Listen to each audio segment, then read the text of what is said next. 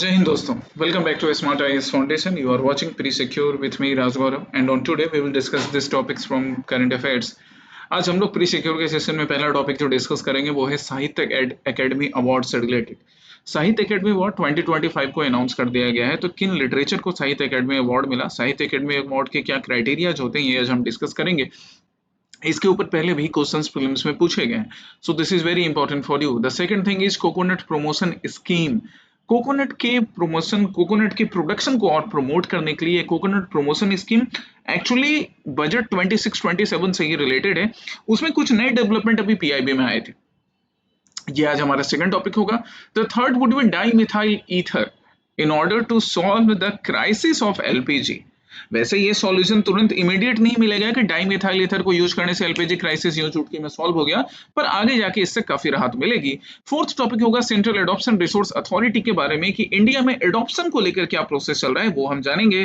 Fifth would be वेला कार्ली, एक नया स्पीसीज क्रैब का जो कि न्यूज में था, द हिंदू में आया था, और यूपीएससी और स्टेट पीसीएस को ऐसे स्पीसीज पूछने में बड़ा मजा आता है। तो ये आज हमारे प्रैक्टिस को ये आज के हमारे टॉपिक्स होंगे। फिर हम लास्ट डे प्री सिक्योर के प्रैक्टिस क्वेश्चंस को डिस्कस करेंगे और आज के लिए नए प्रैक्टिस क्वेश्चंस।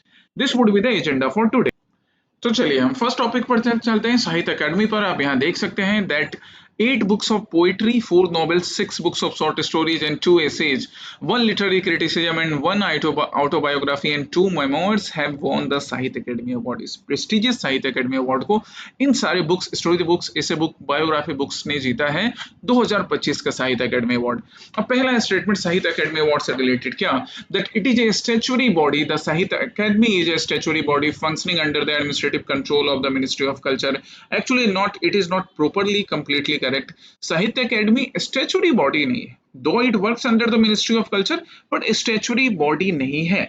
इसका फॉर्मेशन सोसाइटी रजिस्ट्रेशन के अकॉर्डिंग होता है, सोसाइटी रजिस्ट्रेशन एक्ट के according. So it is a registered society, not a statutory body, है ना। ये डिटेल्स प्रीलिम्स में ऐसे बड़े काम आते हैं।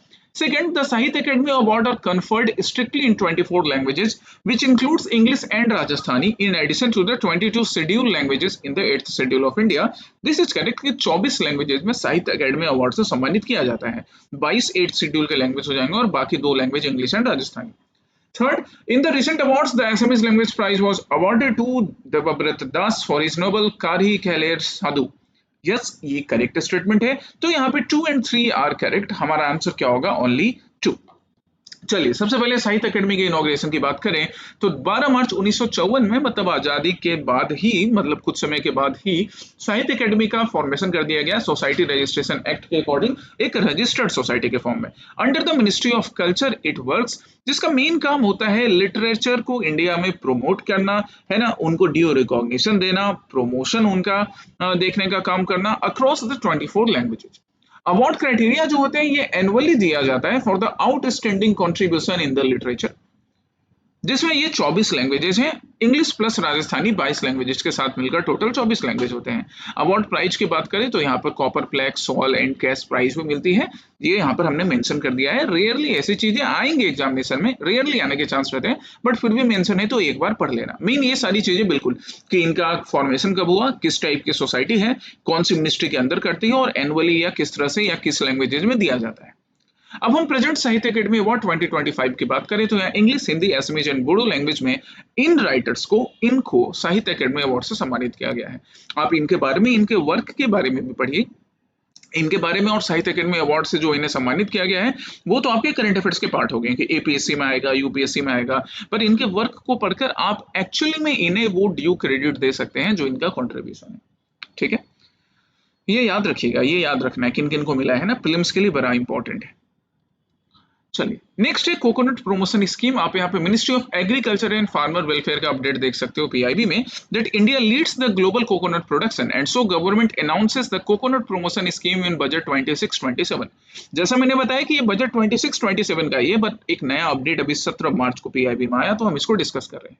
यहाँ पर एक लाइन को पढ़ो, सबसे पहला लाइन जो आपके लिए एक इंपॉर्टेंट पार्ट है, India is world's largest producer of coconuts contributing around 30.37% of the global coconut production। कि ग्लोबल कोकोनट प्रोडक्शन का 30%, 30.37% तक इंडिया कंट्रीब्यूट करता है, and so it becomes the largest producer in the world. है ना, prelims के लिए बड़ा इंपॉर्टेंट है, मेंस में अपने आंसर की वैल्यू एडिशन के लिए आपके काम आएगा। अब हम आते हैं क्वेश्चन पर। तो हमारे क्वेश्चन में हमारा पहला पार्ट क्या है? ओके, सो पहला स्टेटमेंट क्या बोल रहा है, that the coconut palm is monocotyledonous plant native to the Mediterranean region that strictly requires a dry temperate climate for optimal growth. अब ये स्टेटमेंट सही है या गलत है, ये तुम तब तक आंसर नहीं कर सकते हो जब तक आपको ये डिटेल्स मालूम ना हो। इसलिए यहाँ पे देखो, ये डिटेल्स हमने मेंशन करके रखे हैं कि yes it is a monocotyledonous palm tree of family arecaceae, but ये नेटिव है इंडो पैसिफिक रीजन का। हालांकि इसके ओरिजिन साउथ ईस्ट एशिया में भी ड्रॉ किए जाते हैं। क्या है क्लाइमेट इसको चाहिए? तो क्लाइमेट चाहिए वार्म एंड ह्यूमिड क्लाइमेट, है ना, warm and humid tropical climate में ये ग्रो करता है। स्टेटमेंट में यहाँ क्या लिखा था? Temperate climate strictly requires a dry, नहीं ड्राई नहीं, हमको वार्म एंड ह्यूमिड क्लाइमेट चाहिए, तो पहला स्टेटमेंट वैसे भी रॉन्ग होगा। और बात करें तो टेम्परेचर इसको 25 से 30 डिग्री सेंटीग्रेड तक चाहिए सुटेबल, तब कोकोनट प्लांट ट्रीज ग्रो करते हैं अच्छे से। It requires a high and evenly distributed rainfall and that's why you would find coconut tree in those regions। अगर आपको अपने घर के आंगन में भी कोकोनट का ट्री दिख रहा है तो बारिश अच्छी होती है तभी ग्रो कर रहा है। और जहां भी जिस कोस्टल रीजन में आप देखोगे वहां पर रेनफॉल भी अच्छा है और उसका डिस्ट्रीब्यूशन भी अच्छा है ना, ऐसा नहीं कि सिर्फ एक महीने बारिश अचानक से हो गई, right. Well drained Sandy loamy alluvial laterite and coastal soil चाहिए होता है कोकोनट के कल्टीवेशन के लिए। तो ये जो क्राइटेरिया है ना, ये जो रिक्वायरमेंट्स है, ये आपको बड़े इंपॉर्टेंटली याद रखने हैं कोकोनट कल्टीवेशन से। इंडिया लार्जेस्ट प्रोड्यूसर है, उसके साथ साथ क्या कोकोनट के कल्टीवेशन के लिए क्राइटेरिया है ये मालूम होने चाहिए for prelims examinations.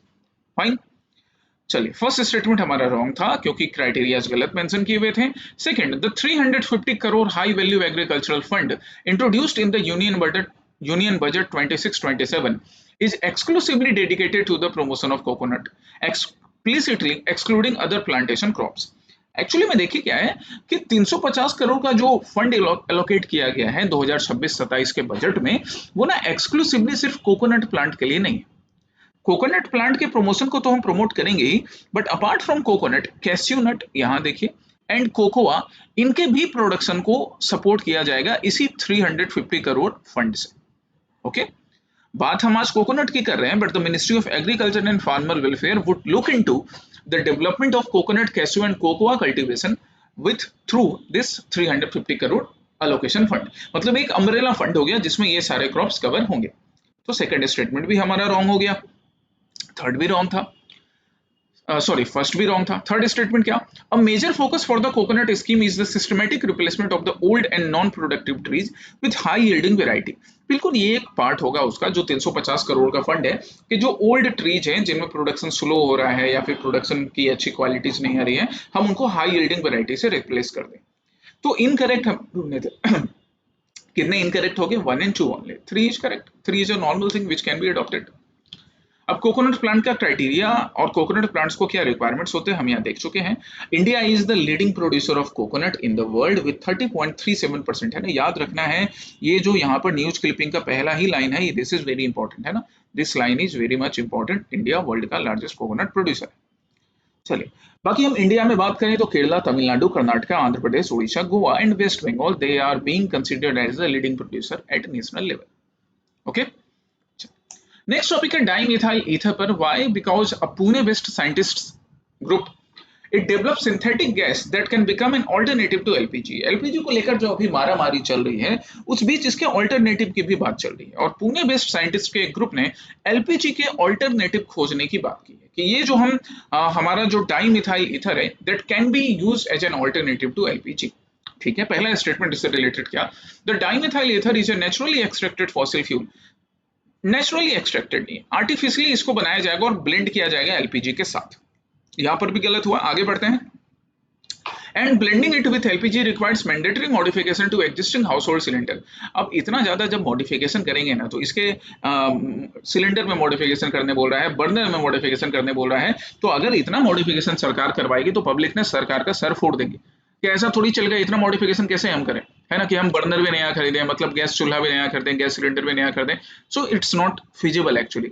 That's why dimethyl ether के इंट्रोडक्शन में ज्यादा मॉडिफिकेशन नहीं होंगे। स्टेटमेंट पूरी तरह से गलत है। The dimethyl ether is a synthetic fossil fuel which does not require large level modification. तो पब्लिक के ऊपर ज्यादा बर्डन नहीं पड़ेगा, सरकार भी खुश, पब्लिक भी खुश। Okay, one is incorrect. Second, under the Pradhan Mantri Ujjwala Yojana administered by the Ministry of Petroleum and Natural Gas, deposit-free LPG connections are strictly issued in the name of an adult woman belonging to a poor household. ये प्रधानमंत्री उज्ज्वला योजना का एक part है, एकदम correct statement है। आपको अलग से भी प्रधानमंत्री उज्ज्वला योजना पढ़नी चाहिए क्योंकि ये टाइम टू टाइम न्यूज में रहता है, पहले भी एग्जामिनेशन में पूछा जा चुका है। 2 is correct. Third, the indigenous patent protected technology for producing cost effective DME dimethyl ether in India was successfully developed by the Bureau of Indian Standards headquarter in New Delhi. Actually अभी पूरी तरह से successfully develop नहीं हुआ है। Third statement is also wrong, so 2 is correct but 1 and 3 are incorrect. Answer क्या होगा हमारा बी। चलिए कम टू डाइमेथाइल ईथर, तो एक सिंथेटिकली प्रोड्यूस्ड गैस है जिसको हम फॉसिल फ्यूल को बर्न करके एक्वायर कर सकते हैं, है ना, सॉरी फॉसिल फ्यूल को बर्न करके बोलते हैं। It can be used as a clean burning fuel by replacing the liquefied petroleum gas LPG.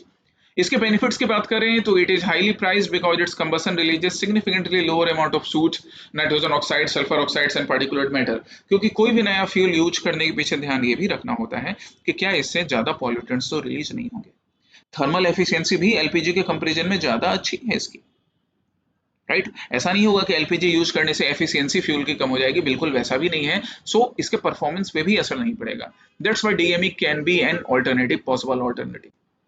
अब इसे कैसे लाया जाएगा, तो it is officially recognised as an alternative fuel under national policy on biofuels. BIS इसके ऊपर पहले से वर्क कर रहा है। BIS allowed up to 20% blending with LPG. पहले से इस पे काम चल रहा है कि हम 20% तक ब्लेंडिंग कर देंगे एलपीजी में। And blending up to 8% requires no modification in existing LPG infrastructure like cylinder, regulator and burners। कि जब up to 8% तक blending होगी तो ज्यादा मॉडिफिकेशन की रिक्वायरमेंट नहीं होगी।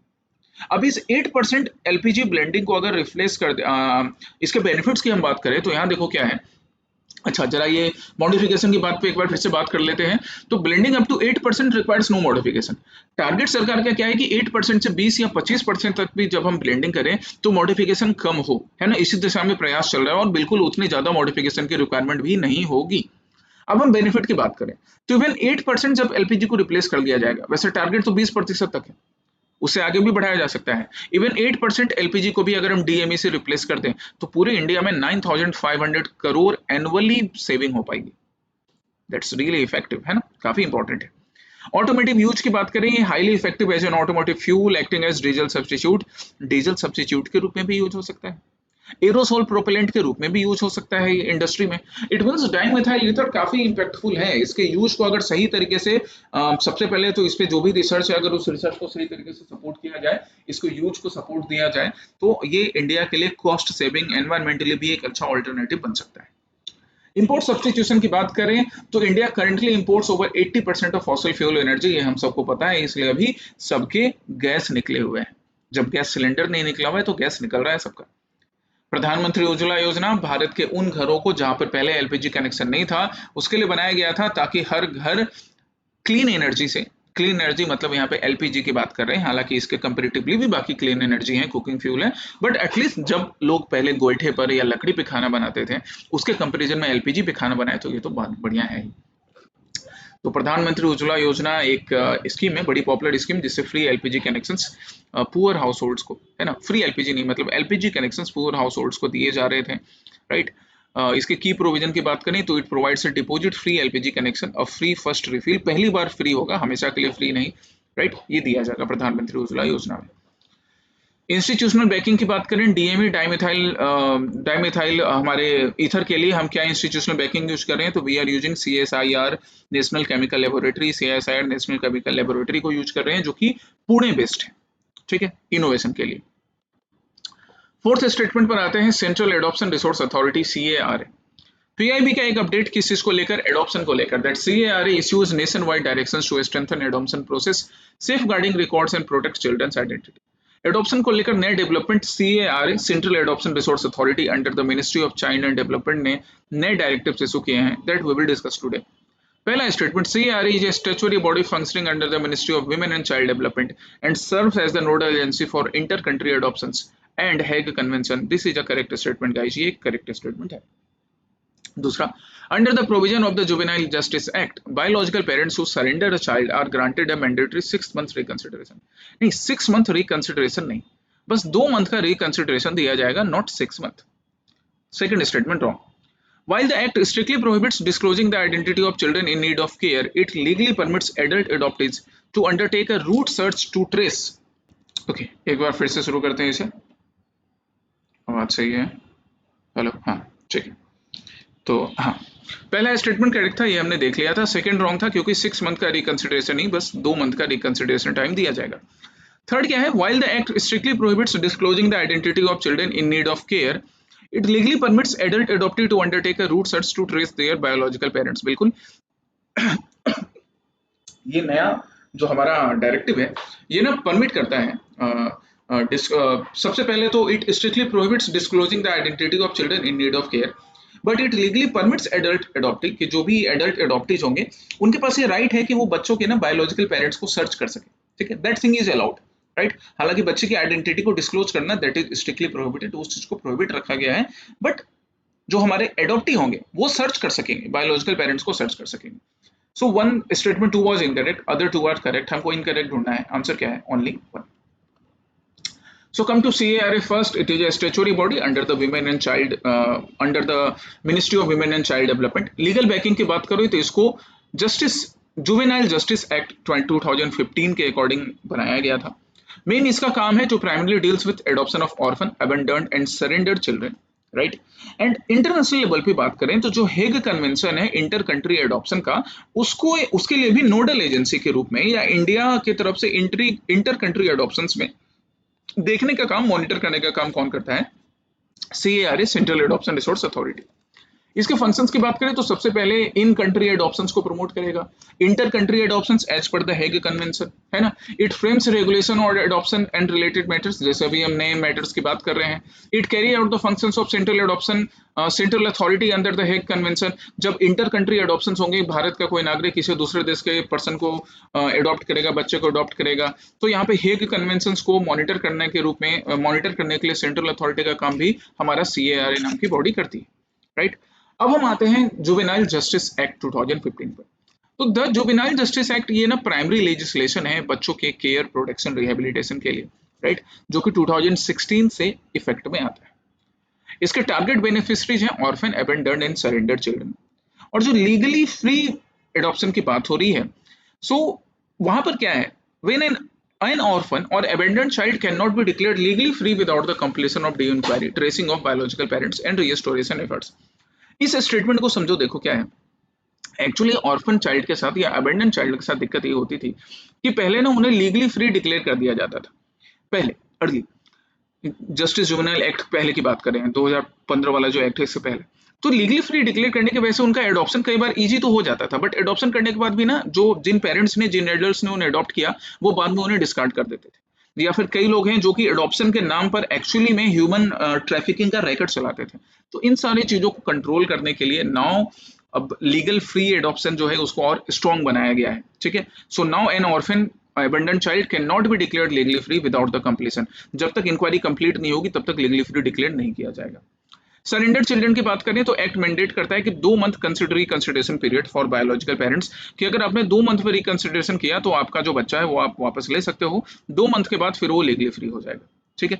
अगर सपोज कोई पेरेंट है वो अपने बच्चे को सरेंडर कर रहे हैं कि इसे हम पाल नहीं सकते हैं, तो 2 मंथ का टाइम रिकंसिडरेशन के लिए दिया जाता है एज पर दिस एक्ट, है ना। इस चीज को याद रखिएगा। रूट सर्च करने की बात करें तो governed by the adoption regulation 2022, it is the process that allow adult adopted to seek information about the origins and biological parents. हालांकि कॉन्फिडेंशियलिटी भी रखा जाएगा, बच्चे के से रिलेटेड कोई भी इंफॉर्मेशन पब्लिक नहीं की जाएगी, okay. Last but not the least topic is about related to a new species of crab in Silent Valley. तो यहाँ से हमें इस क्रैब के बारे में भी कुछ जानना है और साइलेंट वैली नेशनल पार्क के बारे में भी। सबसे पहला statement, vela karli is an endemic fresh water crab found exclusively in the central Western Ghats, recently noted for being the first in its family to exhibit a rare dual sex condition. Yes, this is correct. इसको हम गायनाड्रोमॉर्फी बोलते हैं, गायनाड्रोमॉर्फी, जहां पे ना एक rare dual sex condition showcase किया जाता है। तो ये जो हमारा क्रैब है ना, ये अपने मेल और फीमेल दोनों की वेराइटीज को शोकेस कर रहा है, राइट। इसे हम क्या बुलाते हैं? गायनाड्रोमॉर्फी। एंड दिस इज करेक्ट कि वेला कार्ली एक एंडेमिक फ्रेश वाटर क्रैब है जो कि इसी सेंट्रल वेस्टर्न घाट वाले रीजन में मिलता है। Correct statement. सेकंड पर आते हैं, तो सेकंड स्टेटमेंट क्या है? First watch correct. सेकंड क्या, Silent Valley National Park famous for its population of lion tailed macaque और lion tailed macaque, yes it is correct. Lion tailed macaque UPSC का favourite species भी रहा है। Is nourished by the Kunthi Puzha rivers and forms the centre piece of the Nilgiri biosphere reserve. यहाँ से कुंती पूजा river नाम की river flow करती है एंड नीलगिरी बायोस्फीयर रिजर्व का ये सेंटर भी माना जाता है। 2 is also correct, so 1 and 2 both are correct, 1 and 2 answer. अब हम आते हैं वेला कार्ली नाम पे क्रैब पर। तो वेला कार्ली जो क्रैब है ये सेंट्रल वेस्टर्न घाट वाले रीजन में एक्सक्लूसिवली अभी यहाँ पर मिल रहा है। जो प्रॉपर्टी ये शोकेस कर रहा है बोथ मेल एंड फीमेल के कैरेक्टरिस्टिक्स, इसको हम गायनाड्रोमॉर्फी बोलते हैं। तो ये सब टर्म याद रखिएगा, प्रीलिम्स में डायरेक्टली भी ये टर्म्स दिए जा सकते हैं, ठीक है।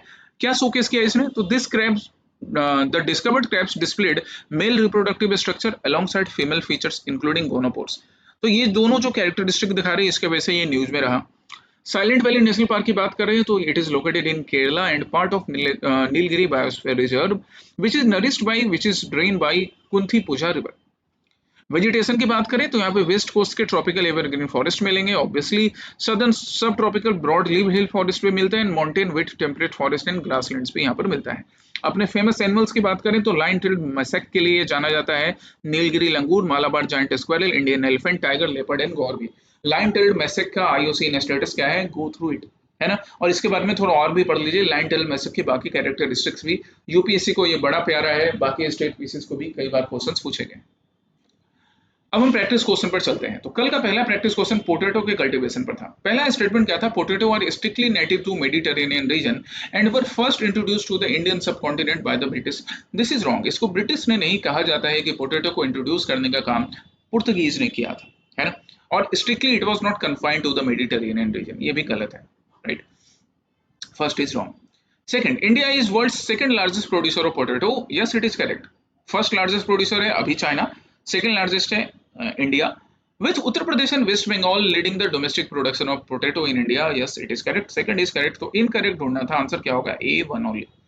पोटैटो कल्टीवेशन की बात करें तो इसको वेल ड्रेन्ड लैंड की जरूरत होती है, जो लोमी सॉइल होना चाहिए, rich loamy soil, pH capacity 4.8 से लेकर 6.4 तक, मतलब स्लाइटली एसिडिक ही होना चाहिए, तब ज्यादा लोमी सॉइल में स्लाइटली एसिडिक नेचर होता है, तब जाके पोटैटो कल्टीवेशन अच्छा होता है, स्लाइटली एसिडिक, है ना, बहुत ज्यादा नहीं।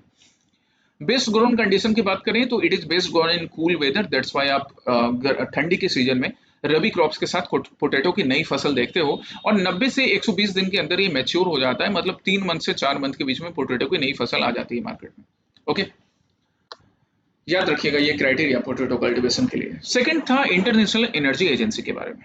इंटरनेशनल एनर्जी एजेंसी अभी न्यूज में रही है, ऑयल क्राइसिस जो चल रहा है यूएस ईरान इजराइल कॉन्फ्लिक्ट के वजह से, उसके वजह से। पहला स्टेटमेंट क्या था, that India is a full member of the international energy agency, that's wrong, India ना फुल मेंबर नहीं है। यहाँ पे पूरा इंफॉर्मेशन मैंने अटैच करके रखा है कि इंडिया फुल मेंबर नहीं, क्या है, एसोसिएट कंट्री। फुल मेंबर की बात करें तो 32 मेंबर्स हैं including the US, UK, Canada, Japan and Australia, but India and its neighbour China they are not the full member. International energy agency की बात करें तो इसको 1974 में क्रिएट किया गया था, after the Arab crisis, Arab oil crisis के बाद इसको क्रिएट किया गया, ठीक है। इसके फुल मेंबरशिप बनने के लिए कई क्राइटेरिया हैं, इंडिया उसको फुलफिल नहीं करता है। यहाँ पर वो क्राइटेरिया मेंशन्ड है, you can read it once, आप इस क्राइटेरिया को एक बार पढ़ सकते हो कि इन क्राइटेरिया के बाद ही आप फुल मेंबर बन सकते हैं। सो पहला स्टेटमेंट तो रॉन्ग हो गया, India is not a full member. Second क्या, to become a full member of IEA a candidate country must be a member of the OECD, yes, पहले आपको ओईसीडी का मेंबर बनना पड़ेगा। And hold emergency oil reserves equivalent to at least 90 days, ये भी आपको साथ में अपने पास रखना पड़ेगा। Of its previous year net import, कि आपने पिछले साल जितना इंपोर्ट किया था ना, उसके जो पिछले साल पूरा जो ईयरली इंपोर्ट किया था, तो उसके हिसाब से उसके इक्विवेलेंट में 90 डेज का रिजर्व आपके पास होना चाहिए।